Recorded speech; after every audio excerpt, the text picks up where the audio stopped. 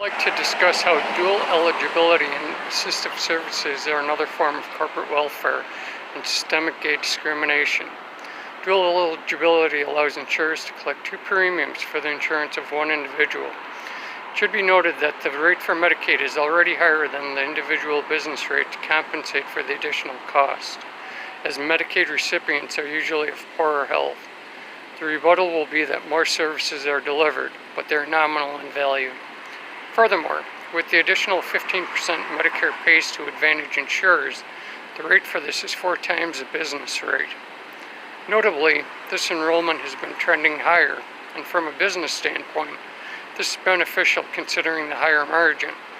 From a taxpayer standpoint, this is just fleecing. This accounts for part of the reason this population is so costly.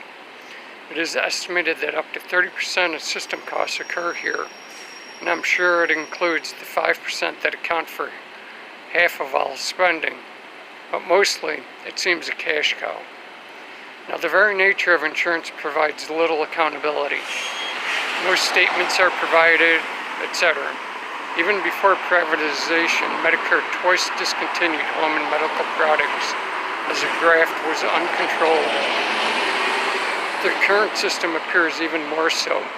From my perspective, I'm simply a way to access cash for unnecessary services. This accountability stretches to the service providers, and as now it's easy sales. Moreover, dual enrollment does include nominal additional benefits delivered to the poor and low-wage jobs created in home care. It is of note that there is a clear corporate benefit to Walmart here, as they provide over 25% of food stamp sales, and this probably extends to over-the-counter medicines, and generally, low-wage earners shop there. Another consideration is that businesses avoid the cost of insurance when duals are employed as they bring coverage with. It should also be noted that any assistive services can possibly be used as unfair advantage if utilized outside of direct assistance to the recipient. In my opinion, these items, combined with the involvement of others and the extortive pseudo requirement of health aides, give the disability system a permanence it was not meant to have. It is simply too lucrative for the interests involved, all on the taxpayer's dime.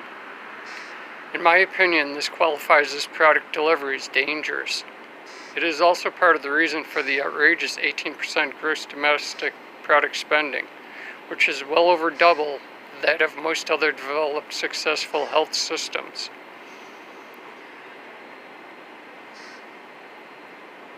Now I'd like to elaborate how this and corporate culture are related to systemic gay discrimination. To begin, the pharmaceutical and insurance industries are known to be traditional and conservative. This thinking was evident back in the 80s when people were afflicted with AIDS and ushered back into the disability system, which I'm certain many in these industries felt was where gays belong. In my opinion, this thinking is evident in the policies that were crafted and still exist today. On to home care. Notable home care players are GE and Marriott subsidiary Sodexo. Here I'd like to elaborate on Marriott and corporate culture. Mr. Marriott was a very devout Mormon and was comfortable enough to use his properties to proselytize. Mormons are expected to tithe 10%, though I doubt he did as his fortune increased. However, I'm sure his contributions and influence were considerable. The hypocrisy here arises with the sizable funding and backing of the ex-gay movement by Mormons, and the notable conflict gay Mormons experience, while corporate Marriott is a pride sponsor who touts how gay-friendly their organization is. Now on to Nordstrom. Shortly before leaving, I was awarded Employee of the Month. With this came the founder's short autobiography. The founder's thinking being that it provided further insight into the firm's success. What I've taken away was, though not a proponent of current union practices, he held union sensitivities. The most important person in his life was the pastor of his church and satisfaction of having owned the Seattle Seahawks.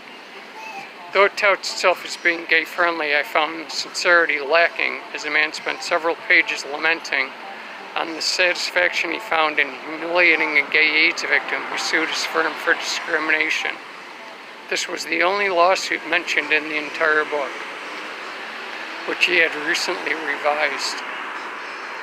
Let it be known, this behavior did not go unnoticed, as the family now owns a shiny new NHL team. USA, USA. Many of these same concerns were expressed in the Court of Claims suit I filed, seeking sensitivity training as damages. This is why I recommend young gays to find better lives. There is frequently a warped satisfaction in demeaning gays, including via the disability system.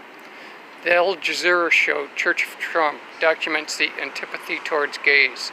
It also documents the intent for packing the courts, which happened, and will have reverberations for decades. Another show documents how the Republican establishment has shifted to the far right, notably the Bradley Koch Foundations and others, and their contributions to anti-gay groups. In my observations, there are no bounds, and this is further evidenced by the idiotic slaughter of Dr. Slepian for his conviction that women should have their freedom of decision.